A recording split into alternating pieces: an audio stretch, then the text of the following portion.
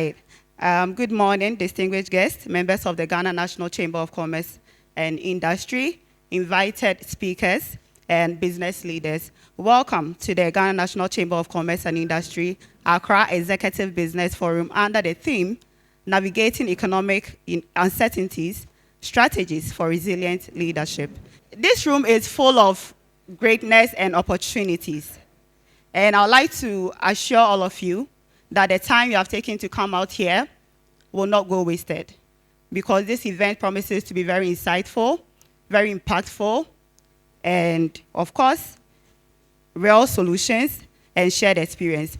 Let's make it interactive and enlightened. Please enjoy. In our African setting, especially in Ghana, if you have guests coming in, we have new people visiting us or friends and family visiting us, and we already know why they are coming, but we end up asking them the quite swear. For those of us that do not understand Tree, we say, why are you here? We ask why you've come to visit, and we welcome you. So on this note, of course, we know why we are here, but I'd like to call on the Accra Regional Chairman of the Ghana National Chamber of Commerce and Industry, Mr. Imran Shams Kwache, to deliver the welcome address and tell us why we are here this morning. Please, let's give him a round of applause. Good morning, everyone. And you are all welcome for today's program. Honorable Regional Minister, distinguished guests, captains of industries, honored speakers, our sponsors and media partners, all protocol observed. Good morning, and on behalf of the Ghana National Chamber of Commerce and Industry, Accra, I warmly welcome you all to this year's Executive Business Forum.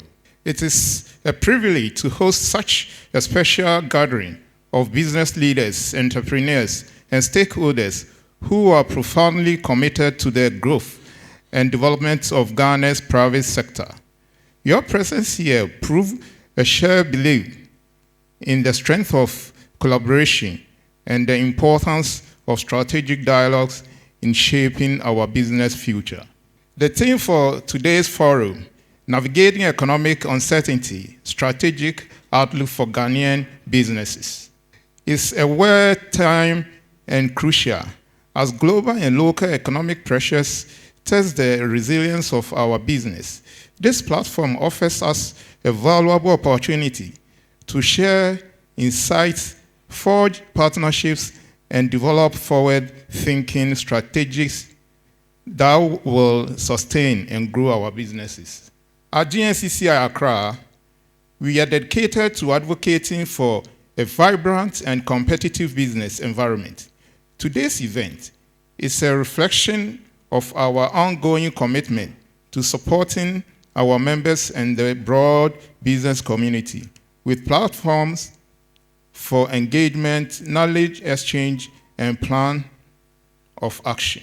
We are especially grateful to our distinguished speakers, sponsors, and media partners for their invaluable contributions to making today's forum possible. I also commend the Gncci Accra staff for their hard work and meticulous planning.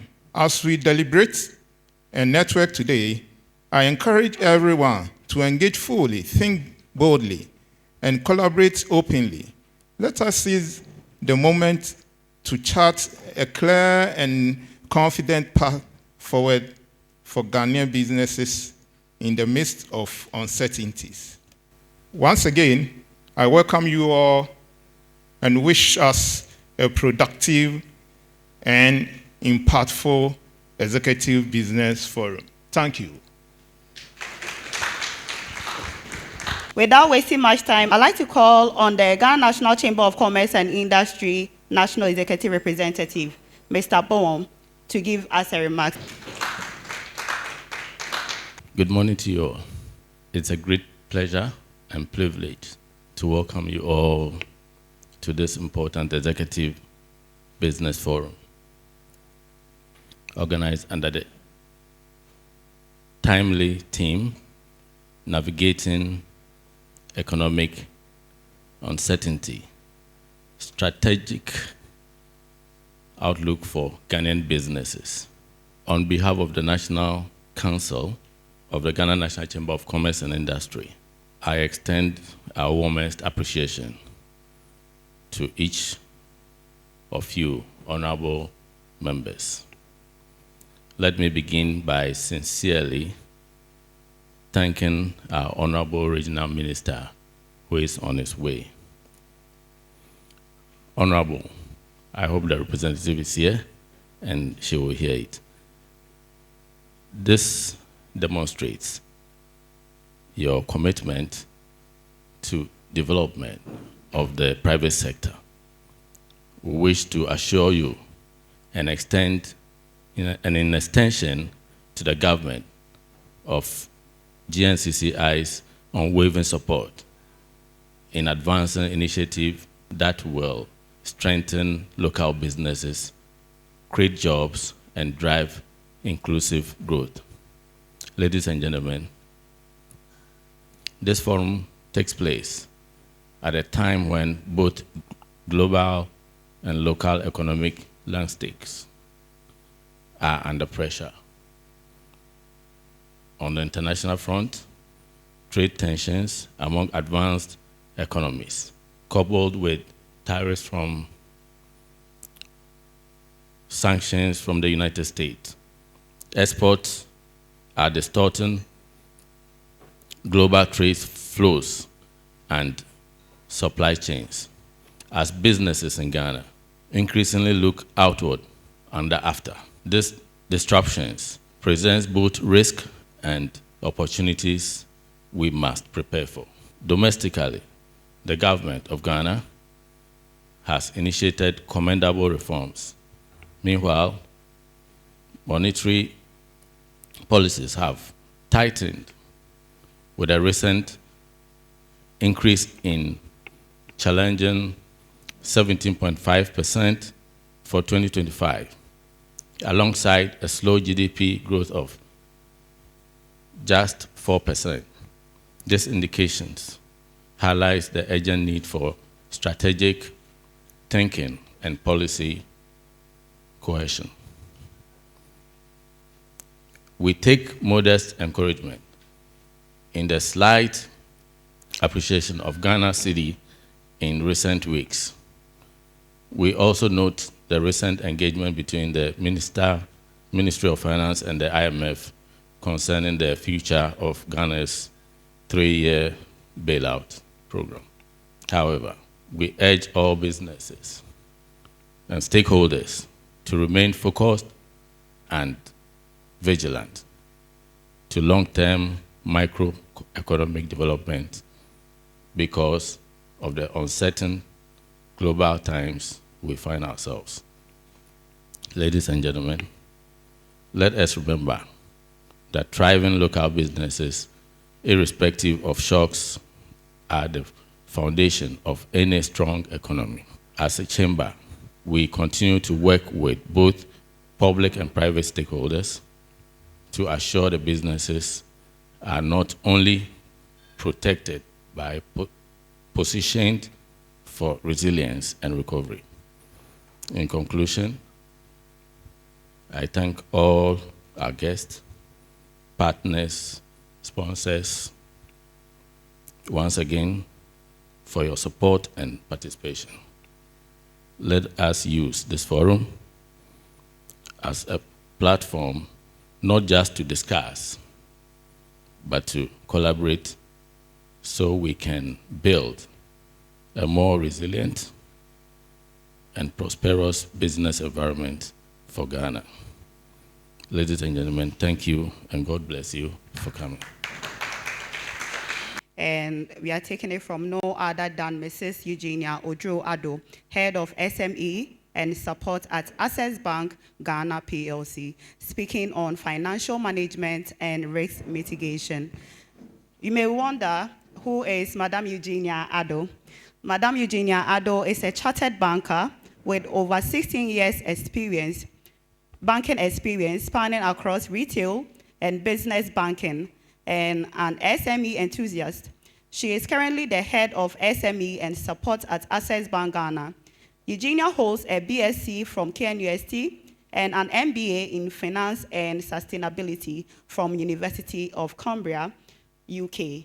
You're welcome, ma'am. Thank you very much. After such an introduction, I have no room to not deliver. Good morning. All right, so let me just say, use this opportunity to thank the leadership for this opportunity to be here. And I hope within some few minutes, I should be able to give some insight on financial management and risk mitigation. And I bring you greetings from Access Bank on behalf of our Managing Director, Olumide Olatunji. Now, this will be the outline of my presentation. We'll look at financial management, the scope, what it is, strategic role of financial management in businesses, understanding and managing risk, key financial management tools and techniques. And then we'll look at risk mitigation strategies and some key takeaways from my presentation.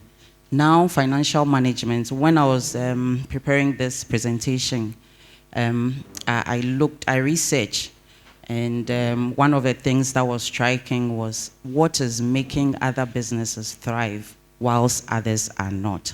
And this is something that we should, as executive business leaders, we should have insight to. Why is company A doing the same thing, thriving, and the other one not thriving? So financial management, what is it? And simply put, it's a strategic planning, directing, monitoring, organizing, and controlling of financial resources. So this, you would definitely have some financial management around anything that you do, whether you are not in business or you're in business as an individual, government, NGOs. Financial management will come to play in everything that you do. And it encompasses decision-making in capital budgeting, finance and investment, dividend policies, etc. So financial management somehow is a part of us. There's no way we can dodge financial management in our lives, and even as executive business leads. Now, the key components of financial management: planning, forecasting revenues, cost, investment. The other component is budgeting, which I think we are very much familiar with.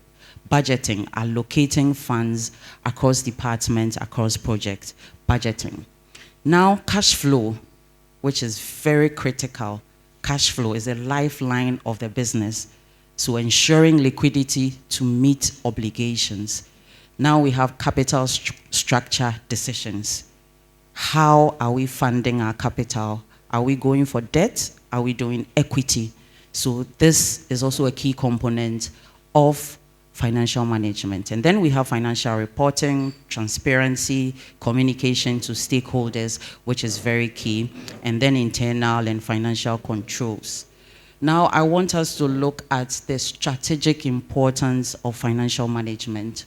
And the first thing I want to talk about is it builds resilience against market and operational disruptions. The next one is it enables informed decision. Financial management will help us to plan ahead. It supports business expansion. Recently, I was engaged in a business, and we want to open a new branch. We want to go here. We want to go here. Do we have the blueprints? Do we have the capacity? Financial management assists us in that. And then it enhances stakeholder confidence. If you are coming to Access Bank, will need information about your financial management and plan. So the key goals of financial management is to maintain liquidity and working capital, which is very critical. If your business doesn't have working capital, the business is going to go down. And cash flow or liquidity has been found as one of the key reasons why some businesses don't thrive.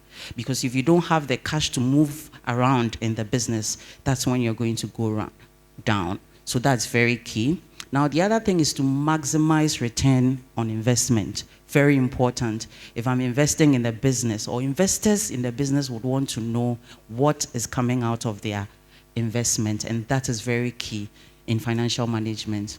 and then optimizing cost structure, which is very key if you are coming to a bank. We would want to know how you are optimizing cost, how you are maximizing return. Is the business a going concern? So we can say that, okay, this is where we want to be, or this business we can fund. Now let's look at some key financial management tools. So some models have worked. Some models have worked, and this is what I want us to look at. So the first one is financial planning and analysis, which is the budgeting and forecasting, establishing financial plans to guide business decisions. This is very key. I think most times we leave this to either the accountants to do, and we don't have information about it. We don't have the insight about what is really going on. This is very key, which has to be done. And then we can look at scenario planning, very critical. We need to plan situations around the business that we do. The bank, we do scenario planning. Is this where we should invest? Should we go here? Is this a no-go area? So that should also be done. Now let's look at the financial reporting and KPIs. Very important. I don't know how we are doing this in the businesses, but we need to monitor. We should have metrics to monitor performance of the business. Appraisals can come around it, profitability, margins, liquidity ratio. These are things that we should have as part of our financial planning. Financial statements, which I think we are very conversant with. And then the cash flow management, which is very critical. Monitoring the inflow, outflow of cash to avoid liquidity. Liquidity is critical for our business. Like I indicated earlier, when you come to the bank, the first thing that we want to know is you have free cash flow to be able to meet your obligation. One key thing. So it's very important. And then forecasting cash flow to ensure that there's adequate working capital for the business. Now I would want us to look at risk. What really is risk? The risk management process. This is the risk management process. Identify the risk. And this is something that I want us to make very practical. So after this conversation, it doesn't become just another talk, but something that we are really going to practice in our businesses. What could go wrong? This is how you can identify a risk in your business. What could go wrong? Or in a venture that you want to undertake, what could go wrong? It's a 360 look at whatever projects that you want to do. What could go wrong? Analyze the risk. Assess profitability and impact. Okay, so now I know what can go wrong. How is it going to affect the business? That's when you need to analyze, assess the profitability and the impact of that risk after you analyze it. Now we need to evaluate and rank the risk. There's a risk in everything that we do. If there's no risk, there are no returns. So there are risks in every business that we are doing, but the most important thing is that we get to know how to mitigate this risk and then prioritize it. So the next one is to prioritize the severity. So this is a high risk, I don't want to go there. Or this is a high risk, I should give it more attention. So that is something that we can do in the risk process. Now treat the risk. How do you want to treat it? How do you want to treat it? Mitigate, transfer, avoid, or accept the risk. How do you treat the risk? Mitigate, transfer, avoid it, or accept it. I'll go into details. And then the next one is to monitor and review. So once you're done with this process, there should be some evaluation method for you to assess the risk. So you update the strategy over time, review the strategy, update it over time. So why is risk very important? There's a research that 50% of businesses collapse in 5 years. And you have just about 20% going up to 10 years. And I want to believe that the businesses here are more than 10 years, and so we are survivors. Risk is something that we cannot do away with in every venture that we have, every business that we have. There's risk in it. Now, how do we manage it? Risk involves, it impacts our profitability, it impacts our reputation, our cash flow, and sustainability. Now, effective risk management ensures business resilience in volatile conditions or environment. And then risk is inevitable, but its impact can be minimized through strategy and foresight. These are some of the risks that we would see in our businesses, which I want us to take a good look at. Market risk, and I'm sure some businesses here would have that as a major risk in their business. Operational risks, every business would have operational risk. Internal processes, IT systems, employee fraud. These are things that businesses we need to do or we deal with on a regular basis. Now, credit risk, that's exposure to defaults in lending and receivables. So customer loan defaults, our receivables are not coming in. These are risks that we should necessarily have plans against them or plans to mitigate them. And then we have a compliance risk. How are we being compliant to regulations? How are we being compliant to the laws, privacy issues, tax-related issues? How are we being compliant, or how are we being compliant around all of these things? So these are 4 key risks that I would want us to, if it is not something that we already monitor or have strategies, key strategies in the business, we need to critically have a good look and see how we can go around them. So the strategies to mitigate the risk that we spoke about. Managing credit exposure. A lot of times when I do engagements, is the bank giving us money? Are we getting money from the bank? It is important that we manage the exposure, conduct regular risk audit to identify potential vulnerabilities, involve key stakeholders in the risk identification process. Now, diversification is very important. We need to diversify the market, the product, whatever we are dealing in. And so if there's a challenge with a particular product line, there are others to support it. So we need to diversify the product line. Hedging and financial instruments. So that's very key. If you are in the export business, if you are in the forex business, it is important that you lock in some rates, you lock in some exchange rates, so you don't have challenges around the exchange rate. Now, insurance, and that's another way to mitigate the risk. So you can transfer it. You can transfer the risk. Transfer certain risks that you feel that this is something that I cannot handle. So let's give it. Insurance has a lot of products to offer businesses. We can engage them, let them know what our challenges are. And some of the insurance companies are even able to tailor specific products for our businesses. And so once we do all of these diagnoses and we know what the key risks are in the business, we should be able to do that engagement for insurance to give us the necessary insurance packages that we need. Internal controls and governance. So this is also one critical issue affecting businesses, and I'm sure businesses here would have some testimonies around that. Fraud around employees, strengthening internal controls and governance to prevent fraud, ensure compliance, and enhance transparency. We have employees stealing and a whole lot of things, and governance issue. One other critical thing when you come to the bank is we want to know the business succession. And it is very key when you're preparing credit. We want to know how the business is going to continue. And that is very key in governance. It's very, very key to us.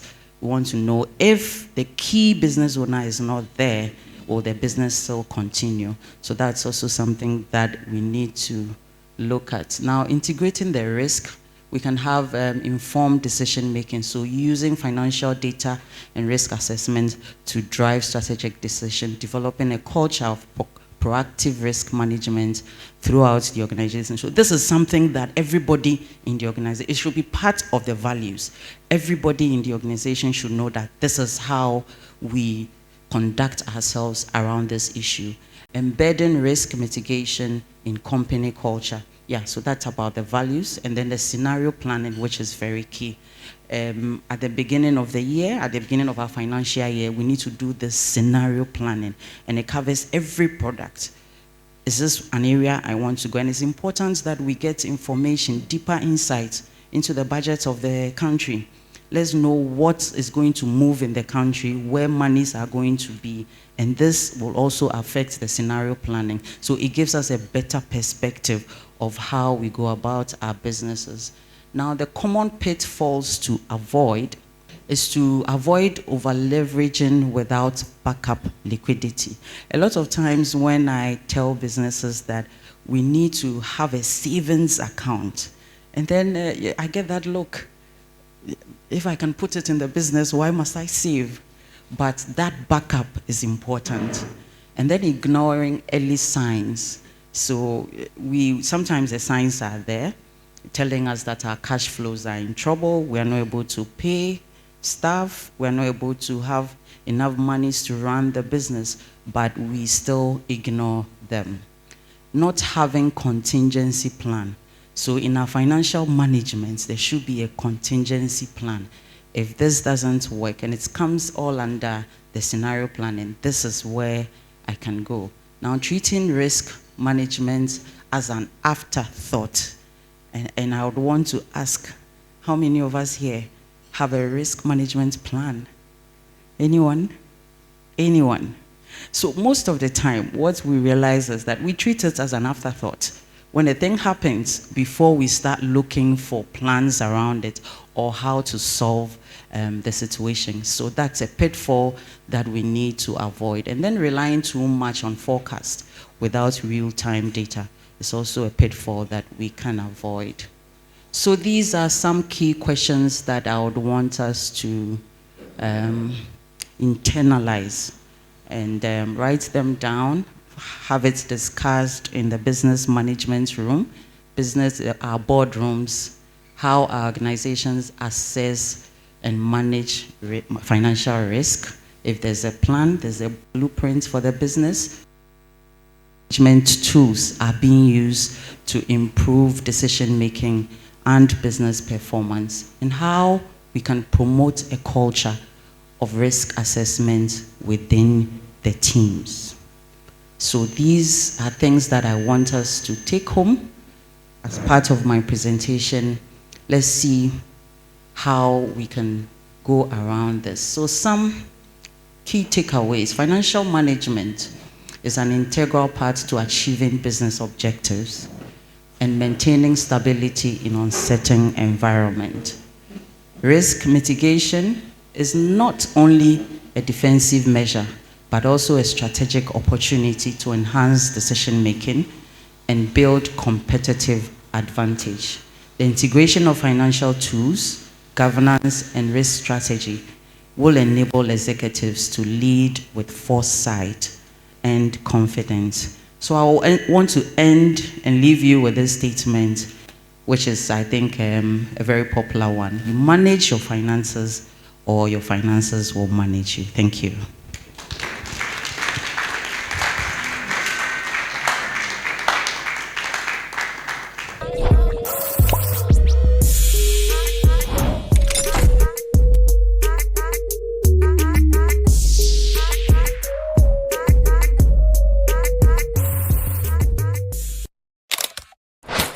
Enjoy special advertising rates on PCG TV. Oh yes, we've made advertising easier and more affordable for everyone. Small, medium, and large businesses alike. Take advantage of our special rates and watch your brand flourish. Oh yes, on PCG TV. Contact us on 0544 310 575 0544 310 575 or 0257 353 533 0257 353 533. Enjoy special advertising rate on PCG TV. In the light, surely there is light. Stories come alive Voices are heard and faith meets inspiration. This is PCG TV.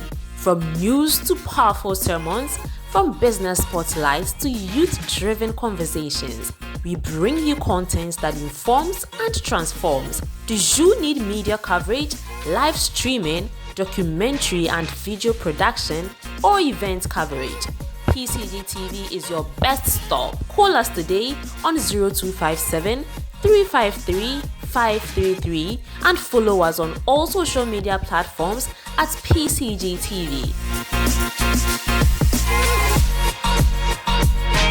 PCG TV, in thy light, there is light.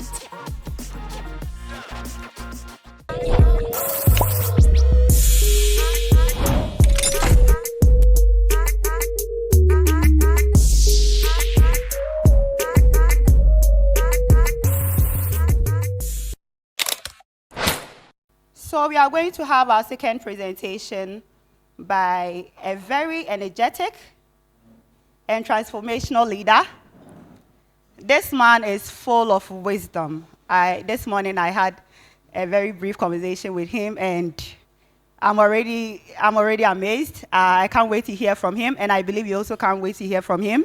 He is in the person of Mr. Eko Mensah, CEO of EMI Group, and he will be speaking on developing a resilient leadership mindset. Please, let's give it up for him. He didn't want me to do this. All right. Please, can we be on our feet for just 30 seconds? I beg you. Everybody, please be on your feet. And then find somebody in the room you don't know. Find somebody in the room you don't know. And tell them what type of leader you are. Please, let's do this quickly. Find somebody in the room, you know yourselves. Find somebody in the room you don't know and tell them what kind of leader you are. What kind of leader are you? Are you the dictator? Are you the democratic leader? Are you the authoritarian leader? What type of leader are you? Yes. What type of leader are you? Are you done? Has he told you? I'll ask. Oh. All right.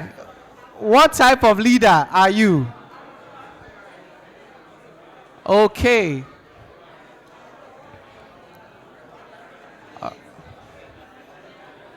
All right. Can we go back to our seats? Okay.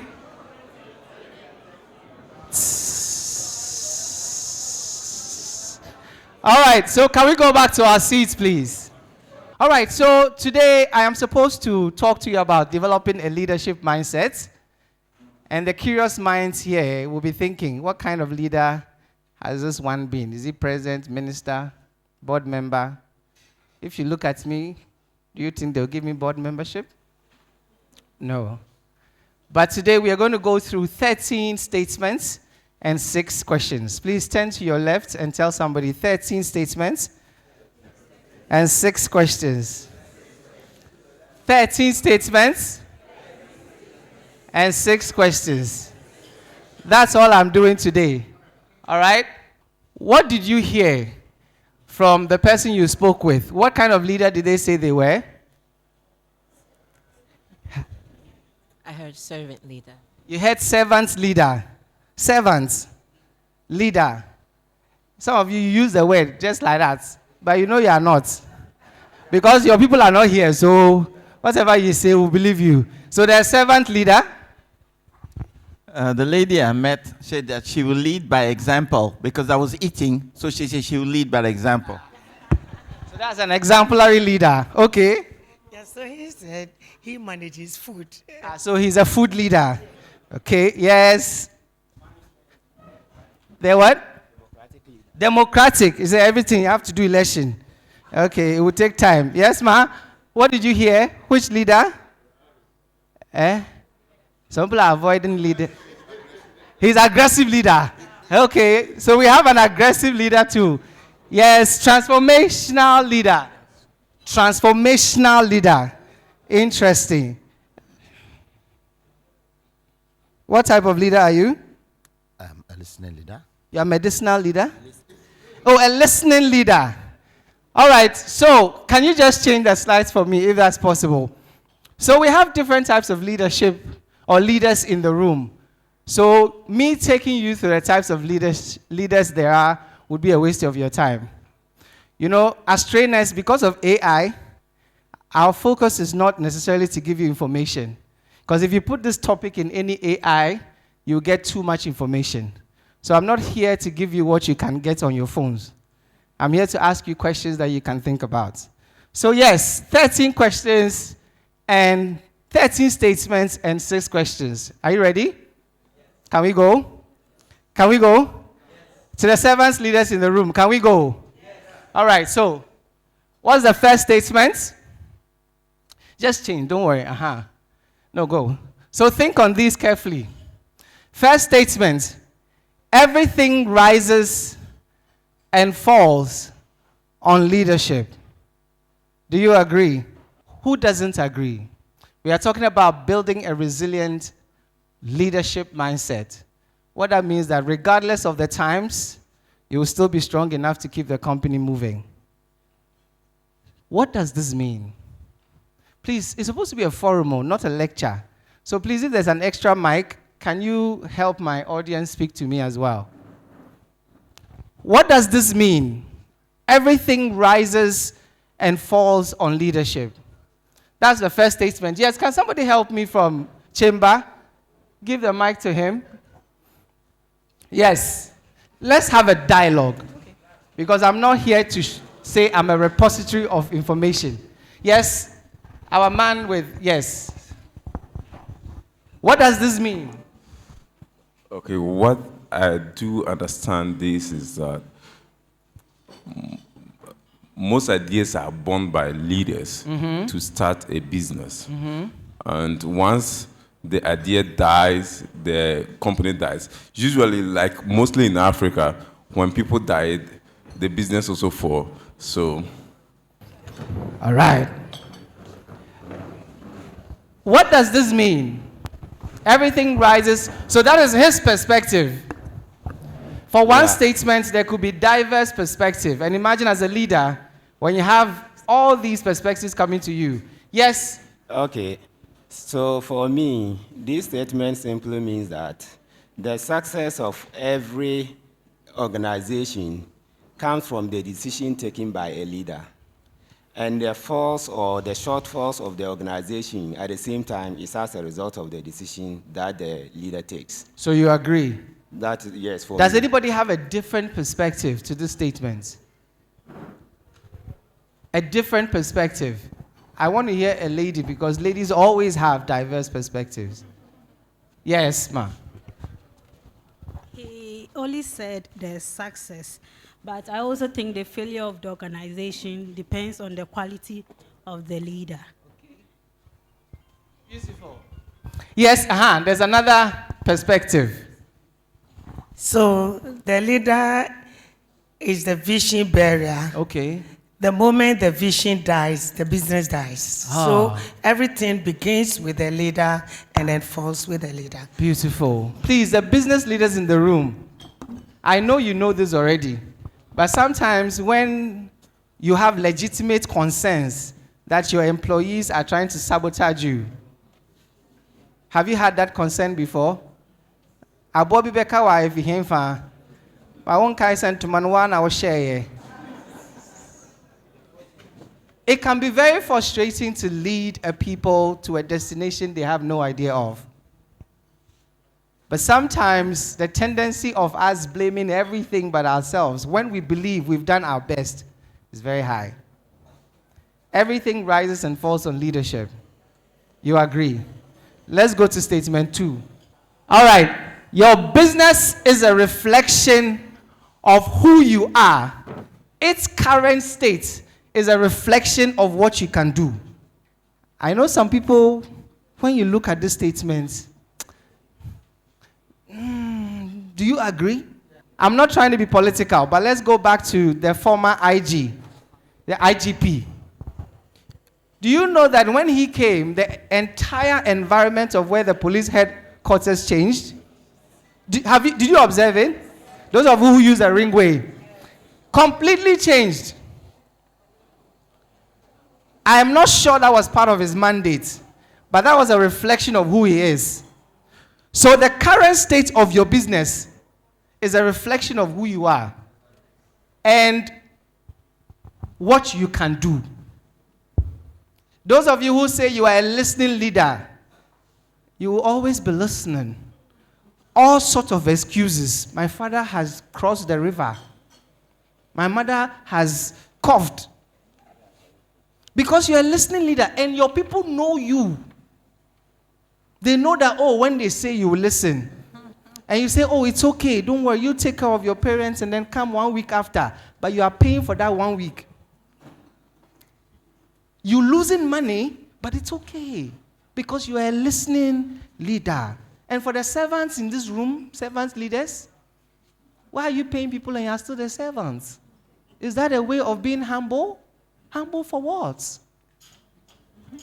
Servant leadership is good. But why do you have to keep being the servant? How much can a servant do? What decisions do servants make? Those who serve you in your houses, what decisions can they make without you? Yes, oh no, Mom, Poppy, we'll get there, small. I get it. I get servant leadership, but we'll get it when the questions come. On this one, okay. Now, I think that we need to probe this statement much further. Because businesses don't run necessarily by the owners. The environment has a lot to do with the state of the business. You can take, for example, what is happening in the country at the moment. The state of the economy is such that no matter what you do, the owner of the business cannot influence the way the business should be run. So to say that the current state is a reflection of what you can do, it cannot be correct. So is there a situation where if the leadership changes, the current state will change? Not necessarily. No. So give us a practical example.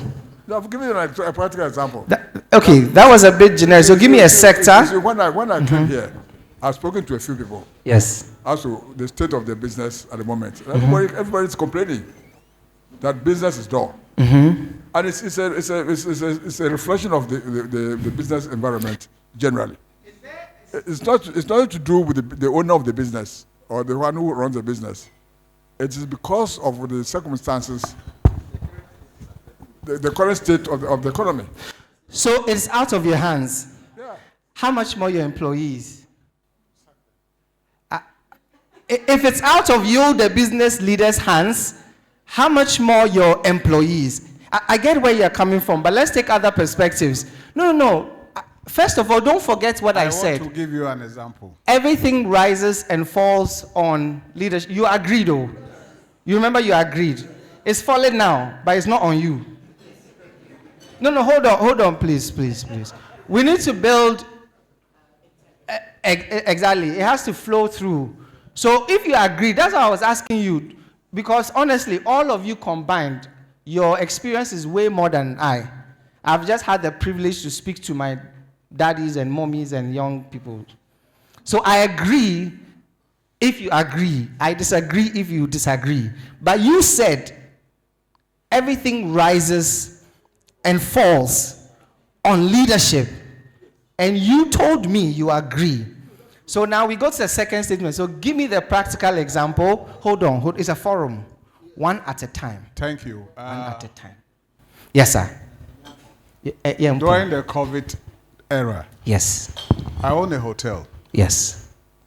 We're asked to close the hotels. Yes. The hotel sits on top of the sea. Yes. Ramada Coco Beach, that's my hotel. Yes. By the time everything was over, deterioration and other things had gone. And it takes millions of dollars to bring it back. Yes. I didn't bring COVID. The government then said we should close all hotels. I didn't close them. Yes. And this is a challenge.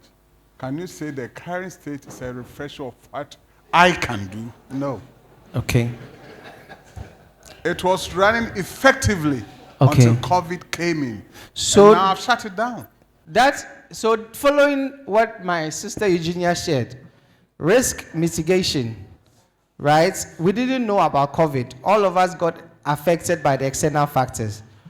But then in the same sector, what did others do? Do you get what I'm saying? Because you see, if the leader gives up, there's no hope for the rest. So I get where you're coming from, Daddy. But the question is, in all the hotels, everywhere, what did they do? Do you understand? Because if you have the perspective across, then you can say that, okay, we're all on the same boat, but then we all didn't sail the same way. So we are discussing. Yes, sir. All right. I have the mic. He has the mic. Okay, we'll come. All right. Elijah. Now, when we say your business is a reflection of your current situation. Of who you are. Okay, of who you are. It is true. Now, when you, the leader, is sick, indirectly the business is sick. In the sense that, like we said, when it comes to praise, you take it. Yes. When it comes to the blame, you must be blamed. Yes.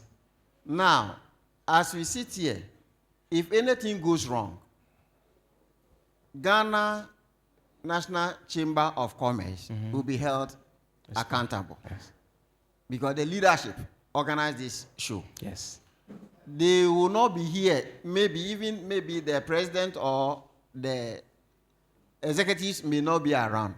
But this program is being organized under their auspices. Yes. So whatever it is, if you leave here excited, whom are you praising? Yes. If you leave here embarrassed, whom are you blaming? Yes. So this statement is 100% true of we the leaders. Until we take this in confidence, we will not know where we are. Okay. Now let's listen to Alhaji, and then we'll listen to one more, and then we go. I didn't say these are statements of facts. I said these are statements. They will only be facts when you all agree. But definitely some would have a divergent view. So let's listen to him. So I think that you try to tie this with the earlier statement. Yes.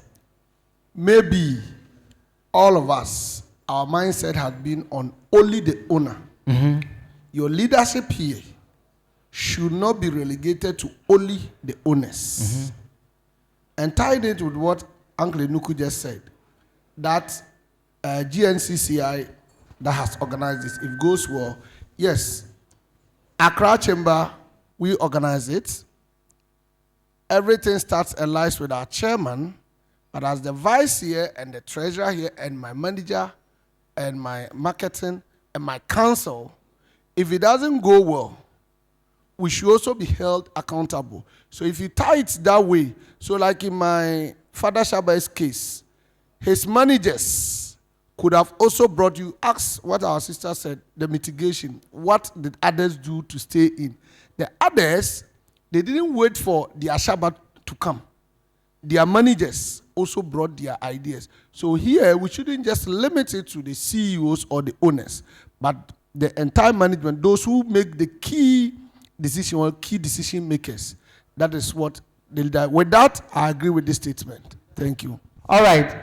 Now, let's take one more. I want to say that I agree with this statement, and this is how I see it. You may set up a business to reflect your passion, but it is not enough to be passionate about something.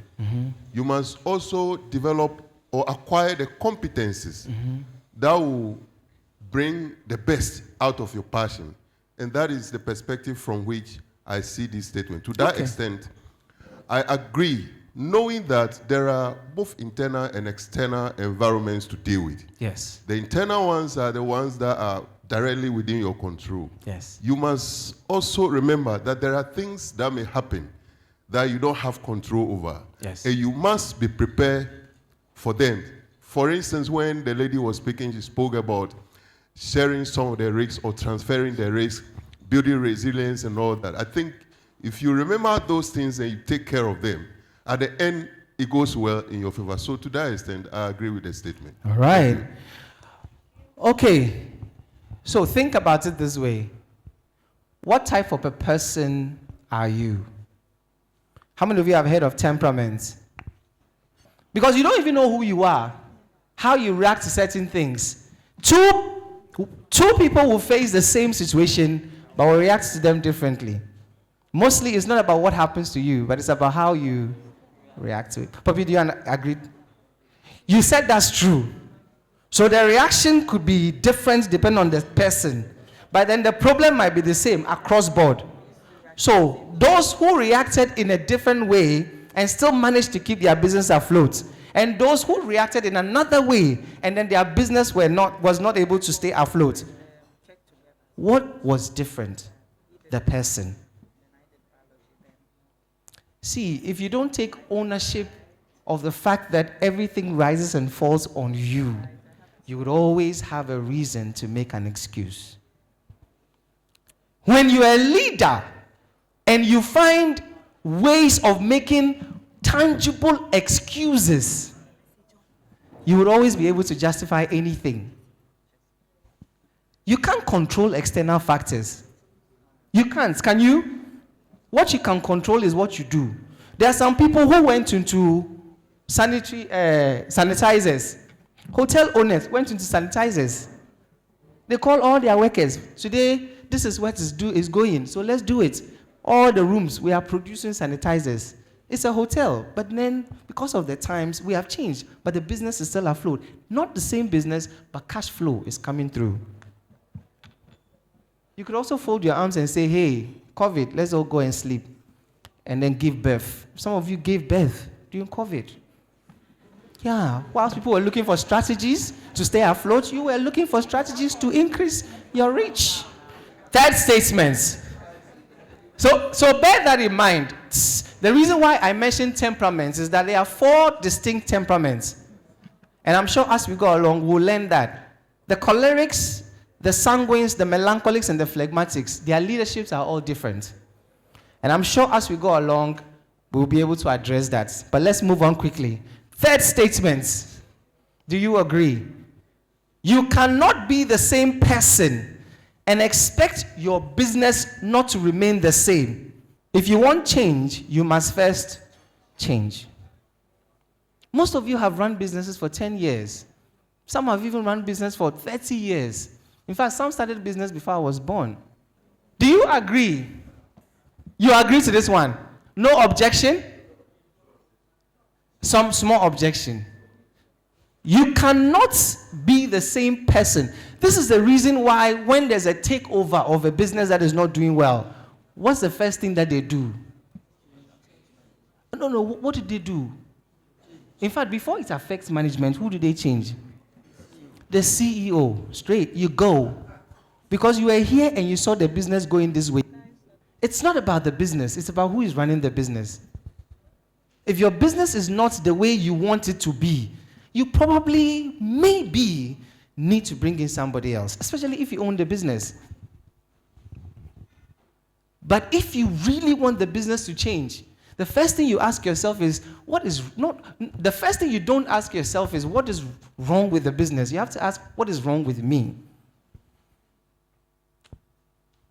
Don't worry about what Trump is doing before you worry about who you are and how you're addressing it. So you cannot be the same person and expect your business not to remain the same. It might grow marginally, but not astronomically, because you haven't changed astronomically. There's a question. Yes, can we have the mic? My people, leadership. Yes, move. This one. Yes, please.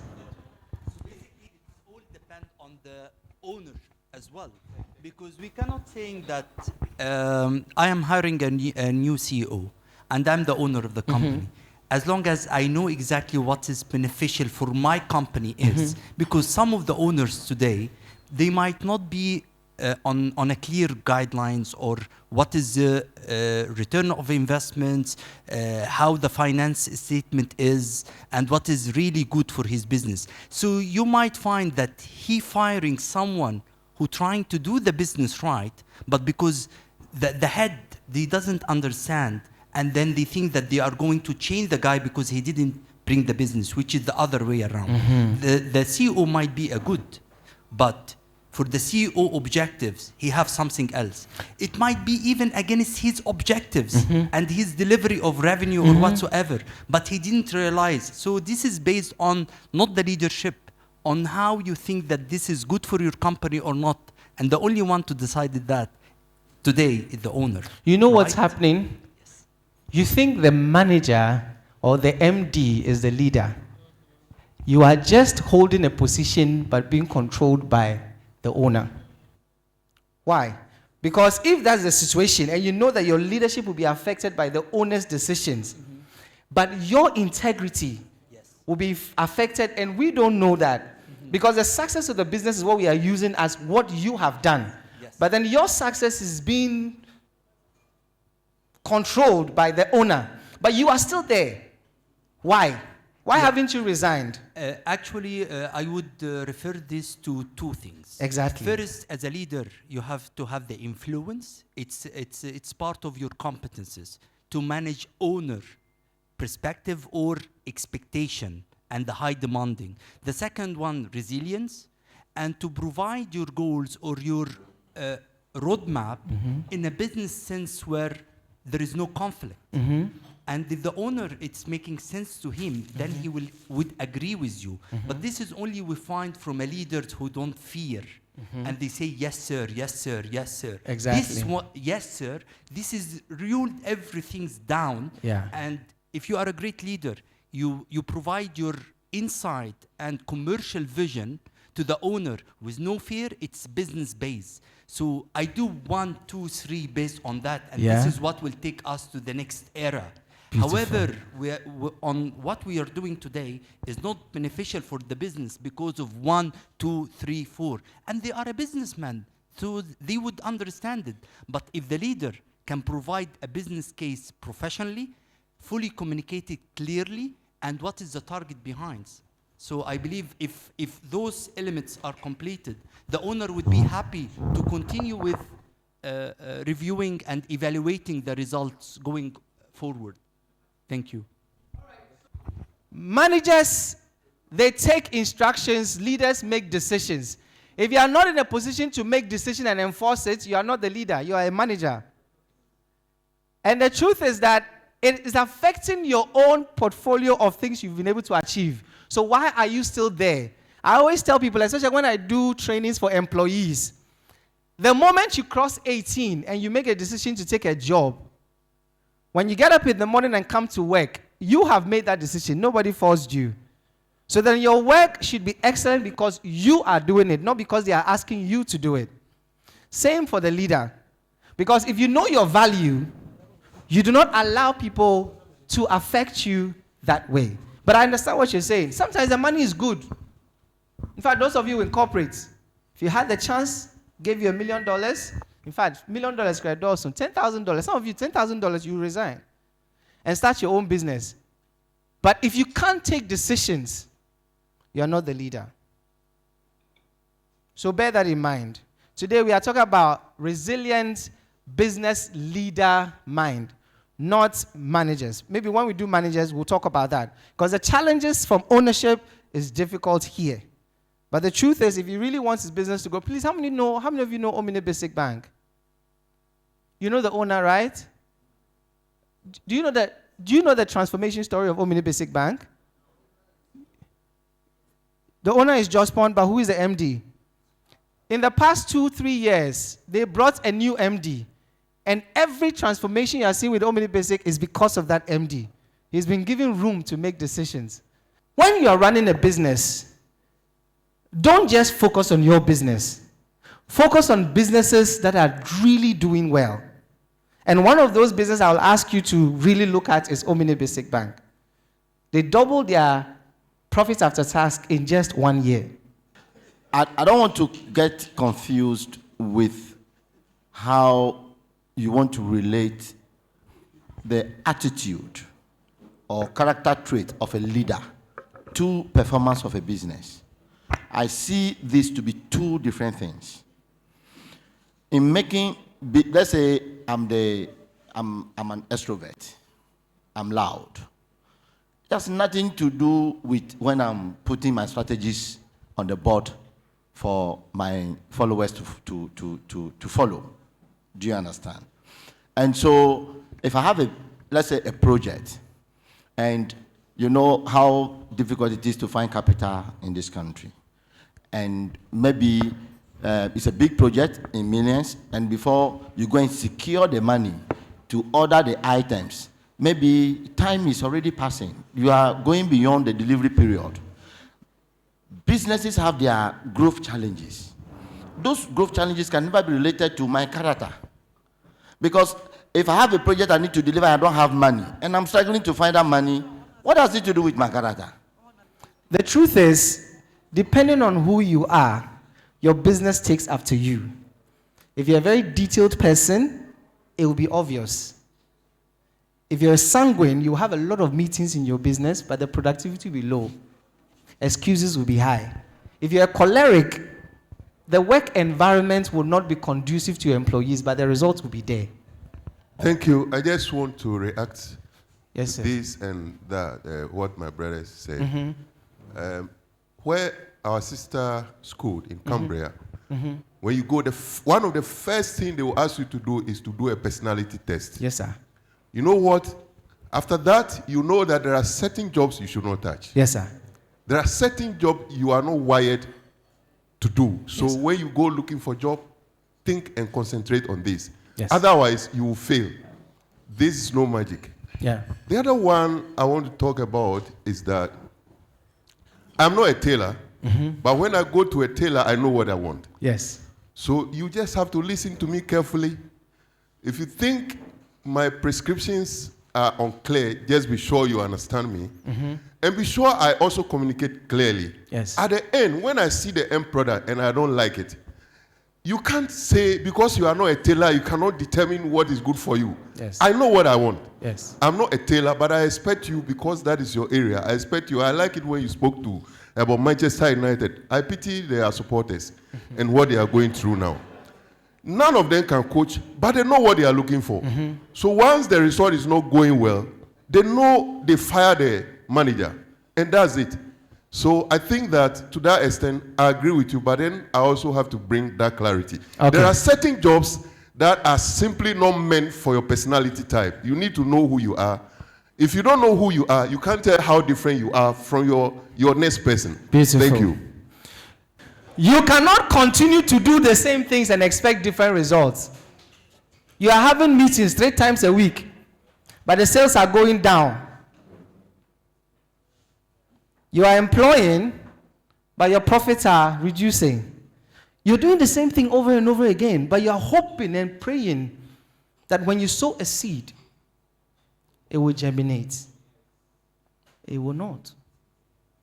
You can't do the same thing. In fact, the definition of insanity is doing the same thing and expecting different results. You agree? Let's move. 5th statement. Your 3 greatest assets are your mind, your time, and your people. There are other assets, but this is what I am saying. Your mind, your time, and your people.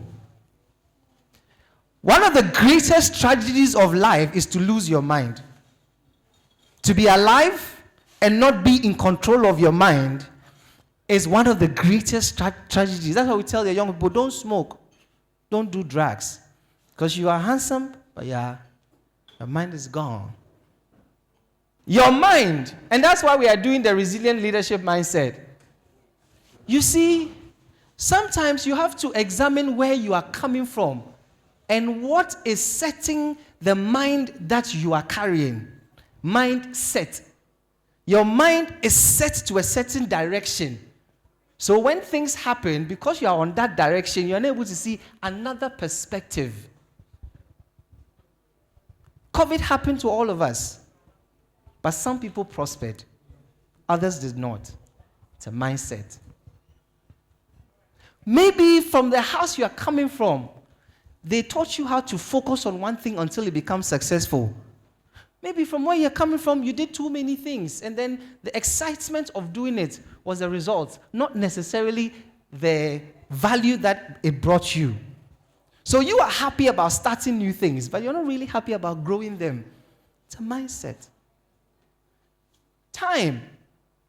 There are two things that we are all blessed with. One is natural, two is acquired. Please write it, N-A. Natural and what? Acquired. Never put acquired before natural as your greatest assets. I'll explain. God in his infinite wisdom gave us certain things that we don't have to fight for. One of it is mind. The second thing is time. And the good thing about mind is that you can expand it to any skill you want. In fact, statistically, most of us don't even use 1% of our mind in our lifetime. There's a movie that the lady used 100% and she melted. I don't know if you watched that movie before. She melted because the mind is so powerful that using even 5%, you'll be amazed on how you can function. So imagine all that you have done in your life. Some of you are 50 years. You have just used 2.5. And yet, you believe that you know what you are talking about. How can you know what you are talking about when you have just used 5% of your mind? What happens to the 95%?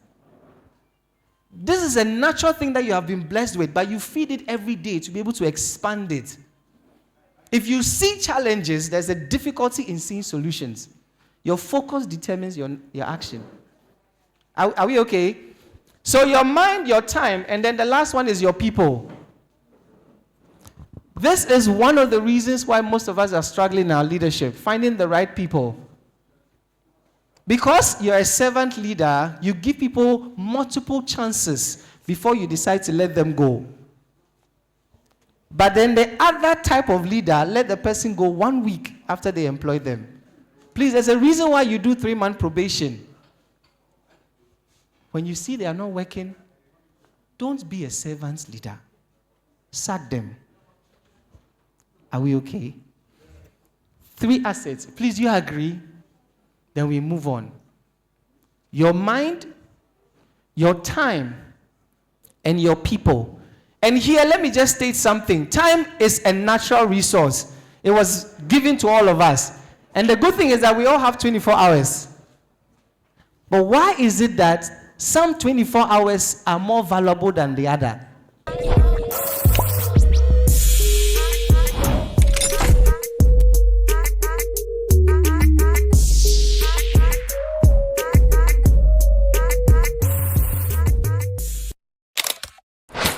Enjoy special advertising rates on PCG TV. Oh yes, we've made advertising easier and more affordable for everyone. Small, medium, and large businesses alike. Take advantage of our special rates and watch your brand flourish. Oh yes, on PCG TV. Contact us on 0544 310 575 0544 310 575 or 0257 353 533 0257 353 533.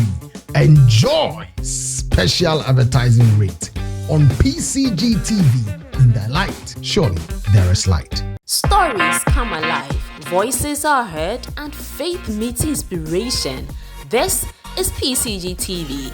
From news to powerful sermons, from business spotlights to youth-driven conversations, we bring you content that informs and transforms. Do you need media coverage, live streaming, documentary and video production, or event coverage? PCG TV is your best stop. Call us today on 0257 353 533 and follow us on all social media platforms at PCG TV.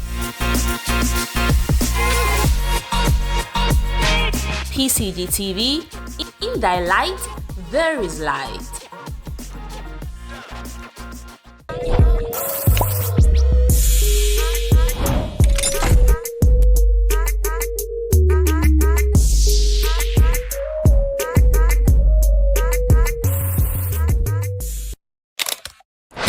Do this exercise for me. Write 1, 2, 3, 4, 5, 6, 7, 8, 9, 10, here. And then try and write every activity you did, every hour of the day. You'll be surprised. You'll try and remember some. But this is my personal opinion. Everybody is given an amount of money that you are going to make in your lifetime. And you spend the rest of your life either making it or spending it. Every time you spend time and you haven't made money, you've spent money. So you are not poor, not because you don't know how to make money. You are poor because you are spending more than you are making. Those of you who are business owners, the business you have started is an instrument to convert time into money. So when people are wasting your time, you should be concerned. Because you're losing money. I told you, natural and what? Acquired. Natural is time. Do you know time is a currency? We call it divine currency. Every time you spend an hour and you haven't made the equivalent cash in your business, you've lost money. Think about it. Maybe you were born a millionaire, but you spent all that money, not cash, in time. How much did you make yesterday? Honestly, how much did you make yesterday? And why are you here today? Are we okay? Please, on the sheets, the first one I gave you is long, so do it at home. But please write 24 hours and equals to, give me an amount of time that is equal to your day value. If I want to take 24 hours of your day, how much would I have to pay you? Write it down. So it's not about, for me, just my business. I'm a mother of 4 children. And so the way I spend my time, it goes into investing into raising these children.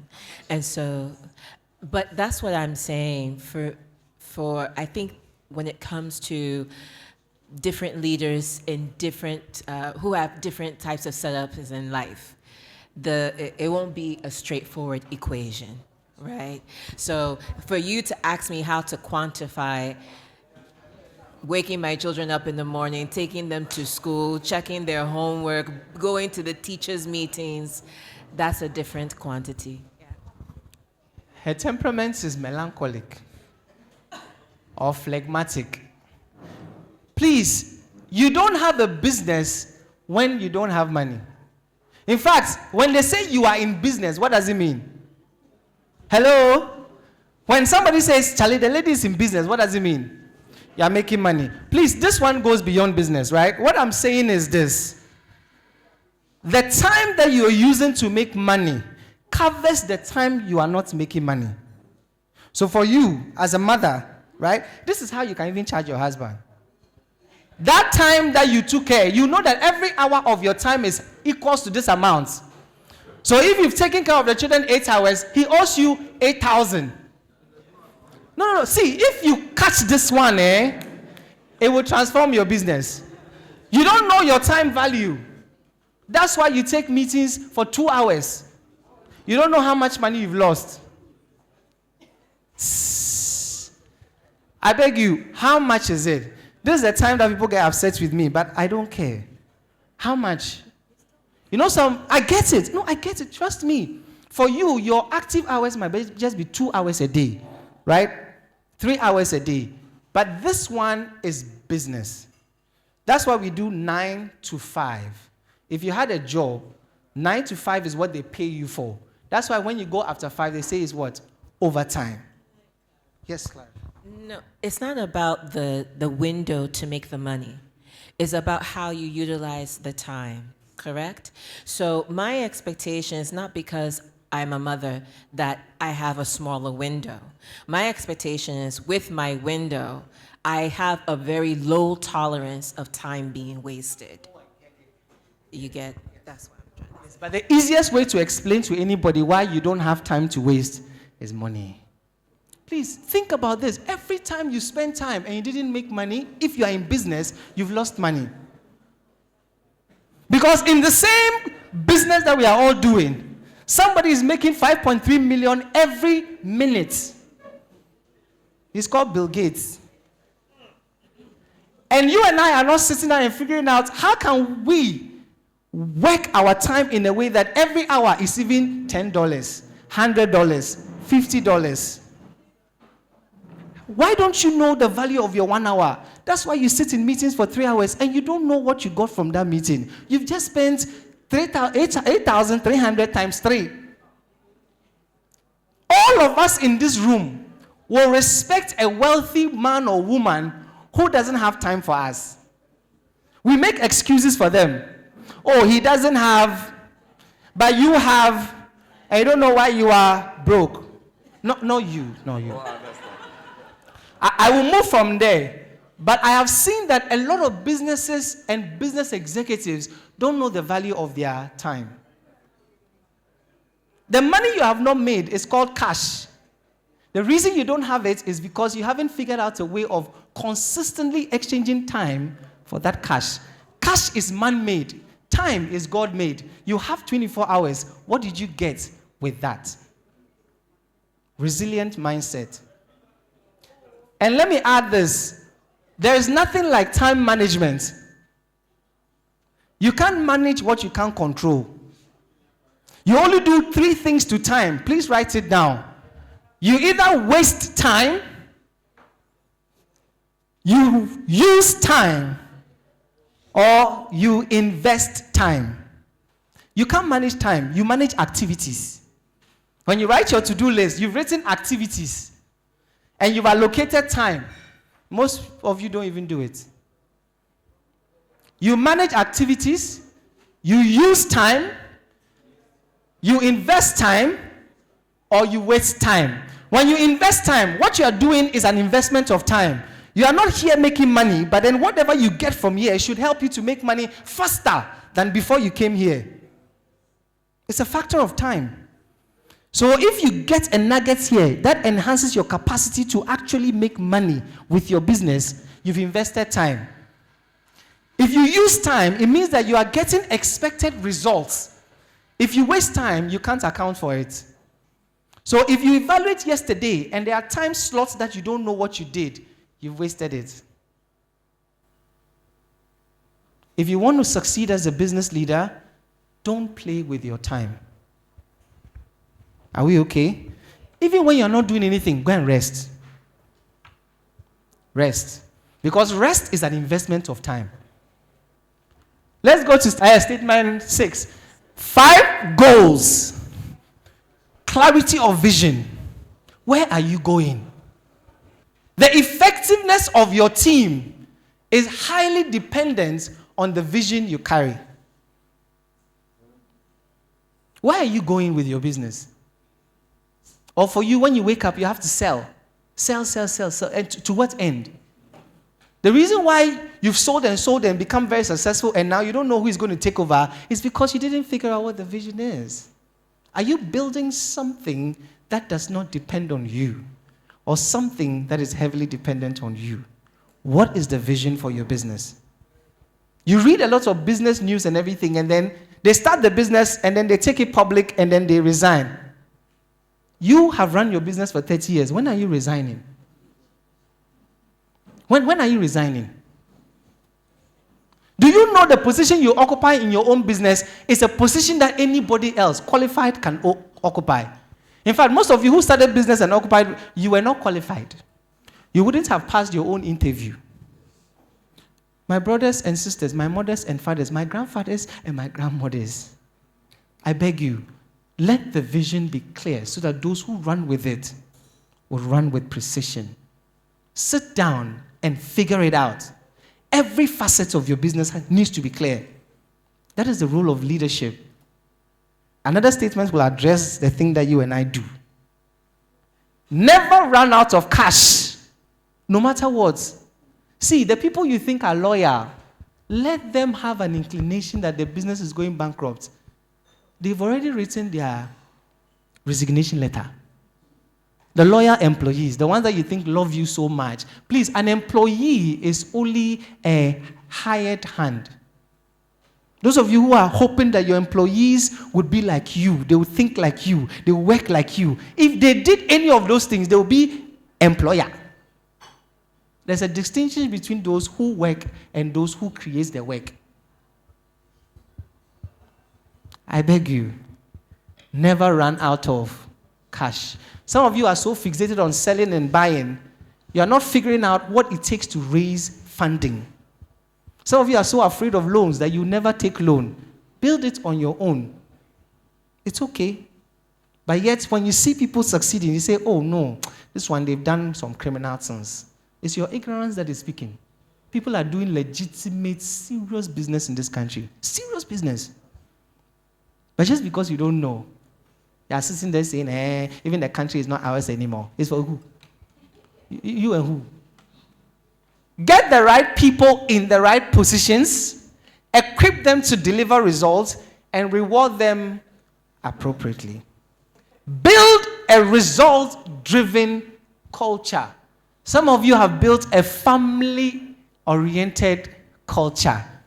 And that's why they bring you their family problems every day. See, when you give people room, they build a house. This is business.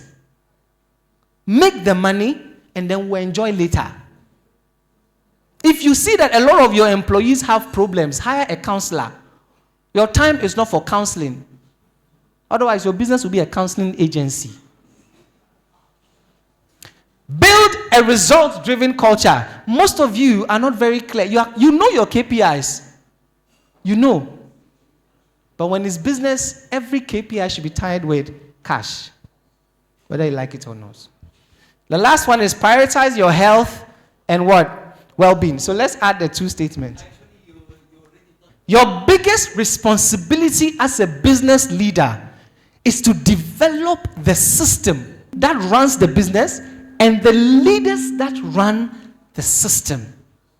You see why you get tired every day? Because you don't have a system. You've not perfected the system. Or the system is not cash-driven. Your system might be all-inclusive. When you don't have a collective decision, you don't move. You're wasting time. You're a business leader. Focus on building the system. That's why late Steve Jobs could be fired. Because he had built a system. But then later he was brought back because the system was not ready to survive without him. But the moment he died, the system was well ready to run. That's why Apple is better now than Steve Jobs' days. Will your business be better now or later? These are things we don't think about. System in all facets, even if you are just running a shop. Build a system. Here is leaders, not managers, because if people are not empowered to take decisions in your business, they are not leaders. That's why even though you've built a big business, everybody still waits for you before they move. That is not a system. It might be a system that is heavily dependent on you, but that is a system that would fail without you. That's not what you want to do. So build a system and build the leaders. Equip people to make decisions and stand by those decisions in line with your vision. People cannot come to your business and do whatever they like. That is a system. You don't go to a bank and behave anyhow as an employee. That is a system. Do you know that some bankers are not even allowed to post on Facebook or even address issues with their bank? That is a system. Human beings adhere to systems. When we travel, we don't litter. Why? It's a system. So build the system and build the leaders. And building the leaders take time. But commit to it. Know the difference between efforts and results. Activity and productivity. The fact that you are busy does not mean you are productive. 2080, Pareto principle. We'll get deeper later. But please, a lot of your employees might see this as a contribution to your business. And when you, the leader, you know the difference between effort and result, and you are looking at the results, they will think you don't appreciate them enough. People easily think they've done too much, even when they haven't achieved the results. If you don't build a system tied to results rather than effort, you have a long report and nothing is in the report. Resilient mindset. Effort is not the same as result. And you, the leader, don't think you've done too much if the parameters you set have not been achieved. You wanted to raise funds, $1 million. You raised 960. Don't sleep until you get the 1 million. Put it on you as a responsibility to know the difference between effort and result. Activity and productivity. You don't need 3 meetings a day to be productive. In fact, sometimes you don't even need meetings at all. But because you are a sanguine like myself, when you see people gathered, you are happy. So you gather your employees every Monday, every Tuesday, every Wednesday. You just want to talk. So, productivity is everything, has everything to do with time. And that's what I was asking you. If you don't know how much your 1 hour is, then you easily waste it because you don't know the value in cash of that time. And that is time. Productivity has everything to do with time. Because in 1 year, somebody that is doing the same business as you did twice the revenue you did. You and him probably have the same level of assets and resources. But he did twice. Why are you jealous? Why are you not going to learn from him? Pay him as a consultant and let him come and teach you. Stop being jealous. Because it's the same country that people are making a lot of money. Don't you see all the buildings? You say, oh, it's money laundering. Why don't you have connection to money laundering? Why? Now, let's go to the next one. You don't fight who you can fire. Never as a leader fight anybody you can fire. Don't argue with them. Don't exchange words with them. Don't even be upset with them. Because you tell them what you want, they don't give it to you over a period, you let them go. Fire fast, hire slowly. Yes, sir. You have something to add? No, think about it. Don't fight who you can fire. Yes, sir. You know why? The submission you made, the owner, you can't fire him. He can fire you. So sometimes he says, yes, sir, and then go, waiting for the next opportunity to leave that man. It's true.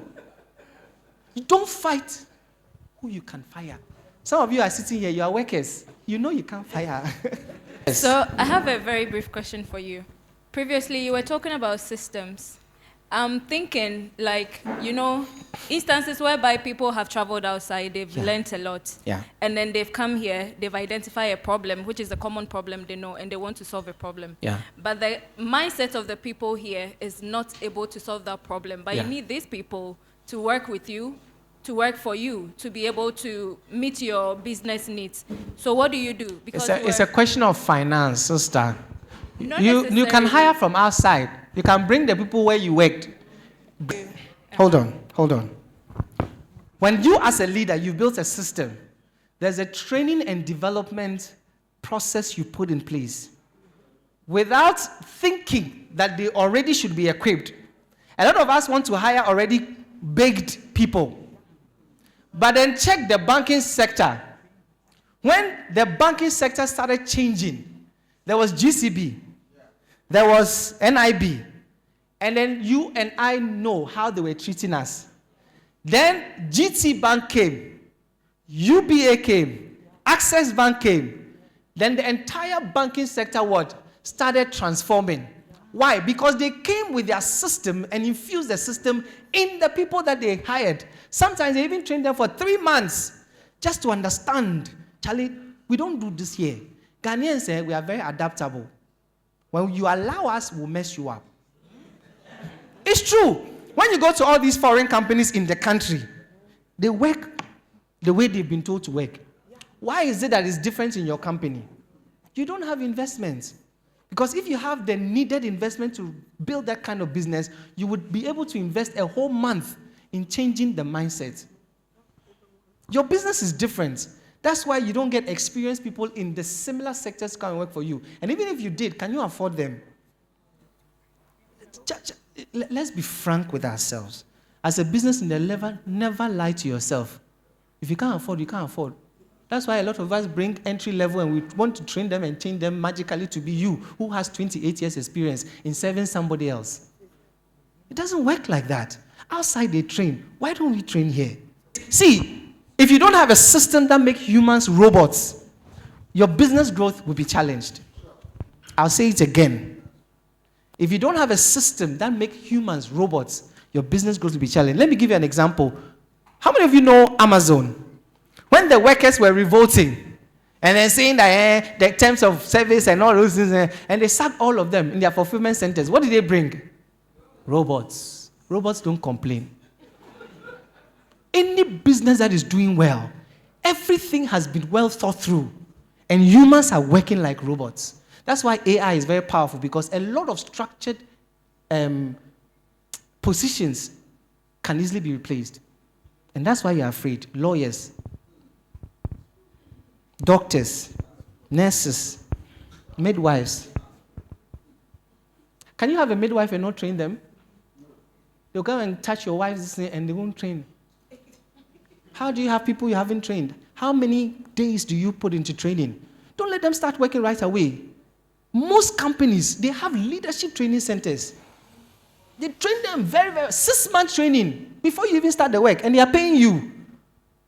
Ghana Police, you work there, you go to police training school for 8 months. Do you know that?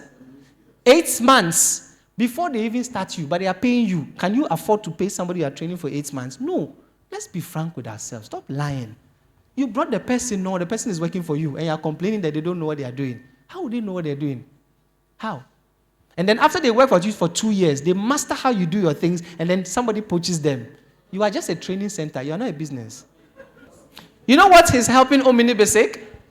Omni Basic is now bringing UBA, Zenith Bank, GT Bank. They are infusing that culture into a Ghanaian business. When you enter any Omni Basic branch, you can't tell whether it's a Ghanaian business or not. But a Ghanaian owns majority shares. Why? Because the leader knows how to build systems. In Omni Basic, you can be a branch manager today. Tomorrow, you are an account manager. They've demoted you. You know you are crying there, but you are still going to work because you have car loan. Please, if it's business you want to do, let's be serious and talk about business. If it's charity, let's be serious and talk about charity. Because you and I know that your church does not even take the building of the church lightly. Let's go to the next. Never complain. Make a decision. Listen, and I'll go back to my honorable. If the owner is frustrating him, make a decision to leave. After all, you are an asset to the company, not the other way around. You are making the company is not making you. Never complain, make a decision. Don't make excuses, focus on execution. Anything you can't control, don't try to explain. Just make a decision and execute. You're a business leader. Business leader. It's not an easy title to have. Let's go on. Let's close. 11th statement. You cannot take advantage of knowledge you do not have or leverage on networks you have not built. Trump is single-handedly changing the way business is done all over the world. But you have an emotional reaction to it, but you have never taken time to study it. There are lots of commentators in this country who are very ignorant.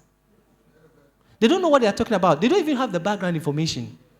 But when they are talking, the confidence alone will convince you.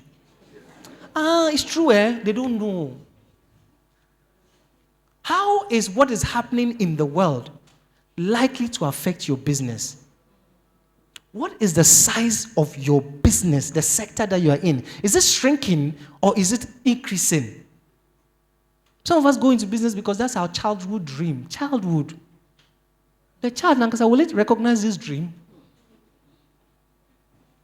Why did you go into interior decoration?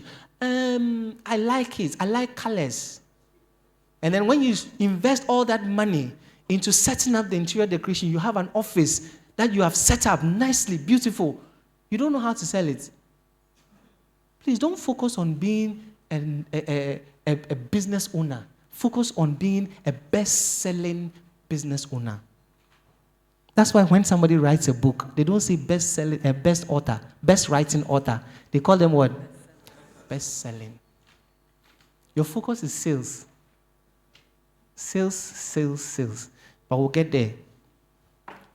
Knowledge you do not have. Networks you have not built.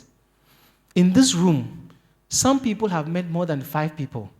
They will remember them by name. They remember the company. Next week, they will book a meeting. They'll go and see them. They are building their networks. Your breakthrough is one meeting away. But you spend more time with people that can't help you because it's easy. Some of you say, oh, me, I don't like networking. I don't even like human beings. Oh, when I see people, then I'm just shaking like a leaf. Meanwhile, you are married with children. I don't know people. You are only making excuses, not a decision. If you know who can influence your business, you better build that network with them. If not today, tomorrow. Because if somebody doesn't know you, how can they refer? You can't take advantage of knowledge you don't have and networks you've not built. Let's go on. The higher you go, physical work should reduce. Mental work should increase. Some of you are so fixated on the day-to-day running of the business. That's not why you were hired. In fact, that's not why you started the business. If you don't go to work today, business should go on as if you don't exist. In fact, the focus of leadership is to be obsolete. You shouldn't be needed after a time. If everybody is dependent on you, you are not a good leader. If you are handling day-to-day operations, your business growth will be slower. Your succession will be tough. Build a system and raise the leaders to run the system. Last one. Let your growth be driven by demand, not desire. Your growth should be demand-driven. Why do you want to open another branch? When you did an analysis of where your customers are coming from, are you opening it because of proximity? Or, that's the thing. Why are you opening another branch? In this day where we have offices we don't even go into. Most of us are working at home because of COVID. COVID showed us that you can even do banking at home. Before COVID, you couldn't even think of doing banking at home. But now we have bankers that work from home. So how is it that you're still opening physical branches when you haven't explored the impact of technology on that business you're doing? Because you don't know, you can't take advantage of it. Now let's go to my 6 questions. Do you have the answers for me? Please, this one, we have to do it. First question. How big do you want your business to be and when? And here you can use revenue, you can use employees, and you can use assets. Have you ever sat down to figure out, in the next 10 years, I want to make a revenue of 1.2 billion. I want to have this number of employees, and then I want to have this volume of assets. If you haven't, please start working on it now. Because your entire business should be working towards that vision. How big do you want your business to be and when? Let's go to the next question. How big do you want your business to be? Some of you are writing this statement down. You're not answering it. Write the when. Write the when by this year. This is how much I want to have in revenue. This is how much I want to have in employees. This is how much. Write the answer, not the question. Are you the right person for the job? And do you have what it takes? You might be offended because you started the business. But do you know that maybe because you are still the MD of that business, the business is not really growing? You think it's growing, but it could have grown better. And the truth is that if you're not the number 1 in the industry, you have not reached yet. Because you see, the number 1 in Ghana is like the number 100 even in Nigeria. So, If you haven't even reached number 1 in Ghana, then why are you content? Because maybe you started a business because you have a family, so you need time for yourself. We get it. But if you're ambitious, you need to figure out what is the biggest size of business I can have with this, my business. And do I have what it takes? Because honestly, some of us don't have what it takes. Let me tell you a short story. When I started my career, my parents advised me to go and take a job. And I said no, because that's what everybody does. I'll start my business on my own. After 10 years, those who worked for a while and now started their business, they were better than I, who started my business from scratch. Why? Because I didn't have any industry knowledge. No experience. Everything was try and error. And every try and error, I was paying with my natural currency. So now look at the people I'm speaking with. But I spent 10 years speaking to your children, startups. I didn't even know I had what it takes to train old people like you. Seriously, are you the right person for the job? Why do you think you are the one best to run this business? Especially if it's your business. Why? You've run it for 20 years. Can you put a budget and hire somebody? Because you see, one knowledge can transform your business. And as long as you don't know, you can take advantage of it. And please, there's a difference between professionalism and passion. The fact that you are passionate about your business doesn't mean that you're a professional. Because a professional will put in the systems to run the business. A passion will just be changing things as you go along. I beg you. Let's finish. What type of a leader are you? I already asked. And a lot of you are saying servant leadership, authoritarian leadership, those are the types. So, are you results driven? Are you people driven? Are you service driven? Or you are quality driven? You know, there are some business that all the required documents are in place, but their sales is suffering. Do you know there's some business that everybody in the business is happy? Because the leader is amazing. Human relation-wise, they are amazing. But the business is suffering. There are some businesses too that everybody is crying, but the business is doing well. There are some businesses too that customer service is on point, but the business is suffering. I don't know what type of business you are running, but check it. If the numbers are not adding up, but everybody is happy, they are using you. I beg you, check your system. So you can either be a result-driven business, not that these people don't get results, but the quantum are different. Are we okay? If you are not the first in your industry, don't be content. There's something wrong. Unless you don't want to be, which is fine. What drives you? Who challenges you? And who holds you accountable? Or you are your own boss? A lot of Ghanaian businesses, I'm my own boss. Some of you have board, but the board is boardless. In fact, there's nothing wrong with that. But the truth is that, you see, when the wife says yes, you can't say no. Because they will get you at home. But please, this is what is driving your growth or otherwise. What drives you? Is it the vision you have?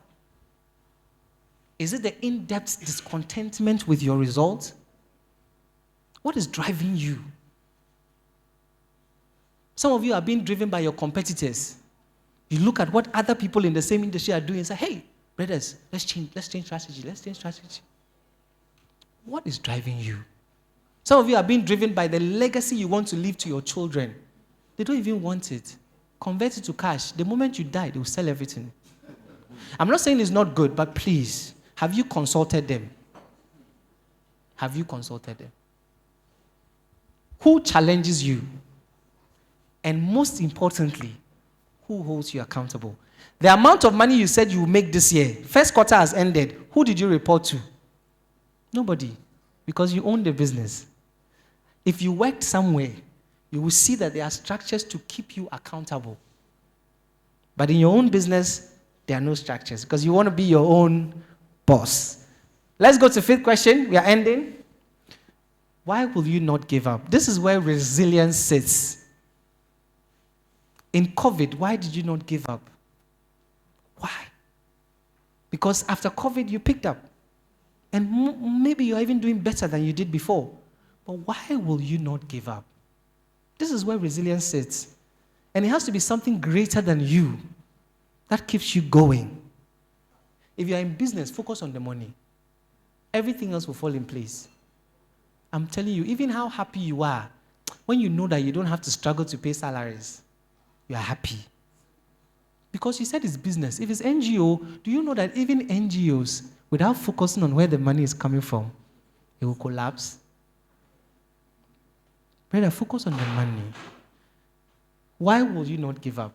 Please, can I have 2 minutes to get answers? Why would you not give up? Because it can be tough. You can be crying because, Charlie, the people you've invested in, Charlie, if you see how ungrateful people are, the moment you tolerate one small thing, and that's why a lot of successful people, they say they are wicked. They'll be wicked and rich. Because that's when you can buy them a house, and they'll forget all your wickedness. Prioritize the right things. You're not there to make your employees happy. Salary, bonus, commission, allowance makes them happy. You're not a comedian. You're a leader. Finally, at the end of your leadership tenure, what will success look like for you? What would you say has been the highlight of your leadership? When my kids can take over my business and it could get to my grandchildren and great-grandchildren. Yes, especially when I'm even alive. So he wants to build a generational business. Please, in order not to put him on the spot, I won't ask him directly, but he knows I'm asking him. Name one generational business you know. So currently in Ghana, let me start from local. Global College, Alaja Damo, the kids and grandchildren have taken over. They run 80-85% of the cocoa industry in Ghana. And it will take 100 years for any family or that can take over from them. Yes. So have you gone to him to inquire how he did it? Oh, yes. Yeah, the children are my friends, and I've taken about 3 of his strategies, and I'm doing. Yes. Remember, you can't take advantage of knowledge you don't have. Are we okay? All right, so please answer these 6 questions. It's only 6 questions. See, I did 13 statements, 6 questions. Pray on it and keep improving it. Because at the heart of these 6 questions sits resilience. Why will you not give up? Thank you very much. Have the Honorable join us, but unfortunately, she's not here yet. So on that note, I'd like to call on the aide of the Accra Regional Minister, Mr. Raymond Gomez, to give us a keynote. Thank you very much, sir. Thank you very much. So I'm representing the Greater Accra Regional Minister for this program. A rep, but I'm speaking at the latter end of the program. I'm privileged. So thank you very much. And I will share just a brief message from her as the regional minister. And I'm thankful to the chamber for this opportunity. We had conversations about a month ago. This discussion came up, and Honorable Regional Minister was very committed to deepening the relationship with the chamber. And there are reasons for that, and these are some of the reasons that I will share. First of all, let me just apologize for her absence. We are in the process of confirming the nomination of MMDCs, the municipal chief executive across the 29 MMDAs in Greater Accra. And that process started this morning. It's quite a lengthy process, so she would not be able to make it, but I'll stand instead. Now, the reason why our regional minister committed to this program was that she has a vision to make the Greater Accra region a smart, modern, and a resilient city. As part of increasing resilience in the Greater Accra region, there are different components of it. One happens to be economic resilience. Now, years back, COVID exposed us. COVID showed us that we were not prepared for global crisis. We were not prepared for shocks in business. We were not prepared for things that could hit us without our control. That was a very serious period in the life of our businesses across the region. Now, coming into service in government, now regional minister has this vision to ensure that the business side of things, our region is resilient, so that when another COVID strikes or we go into another phase of that similar situation, we will not be found wanting. Now, one of the key activities or actions that we are taking in that direction is to move the Greater Accra region from being a region purposed on consumption to production. We want to move Greater Accra from consumption to production. And to do this, we want to partner key institutions, key bodies to make this happen. And that is one of the reasons why we are partnering the chamber. Going forward, in a couple of days, we'll be signing an MOU with the chamber. So we bring up or go into arrangements to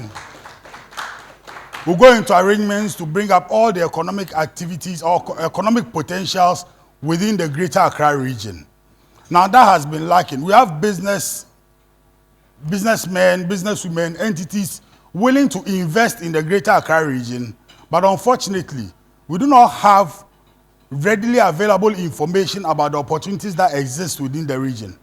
Now, we want to partner Gncci to bring up all these opportunities, to go through the MMDAs, comb them, and then bring them up. The next phase of that will be for us to do what we call the business matchmaking.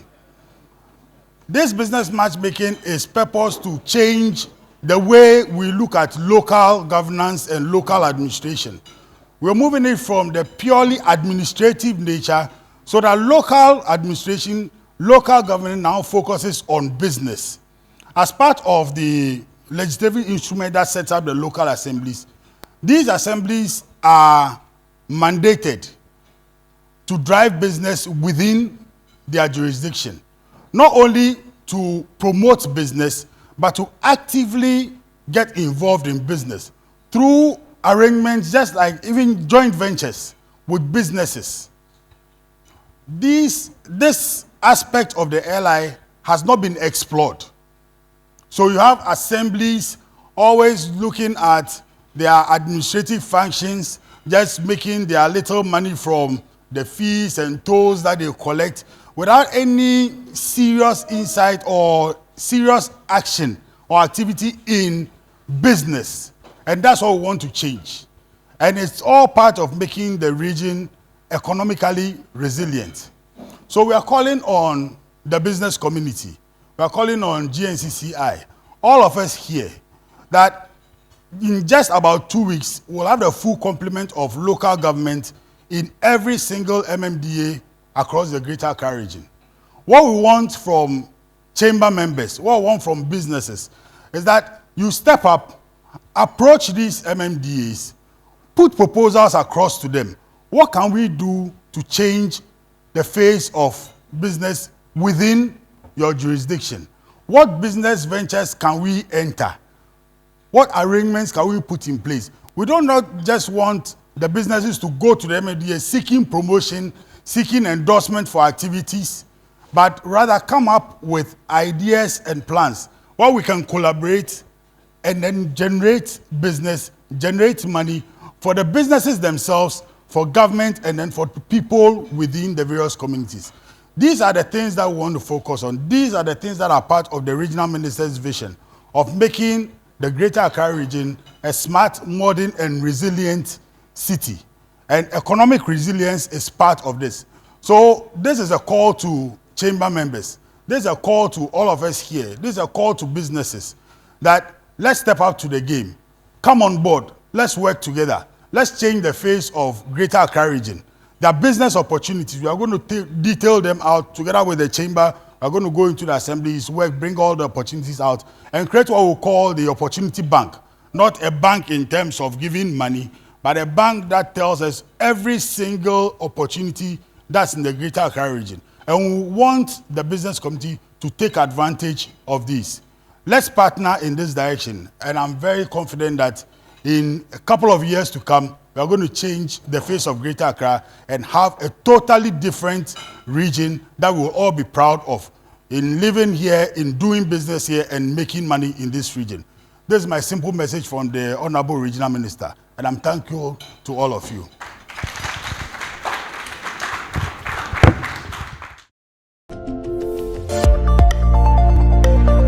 PCG TV. In that light, there is light.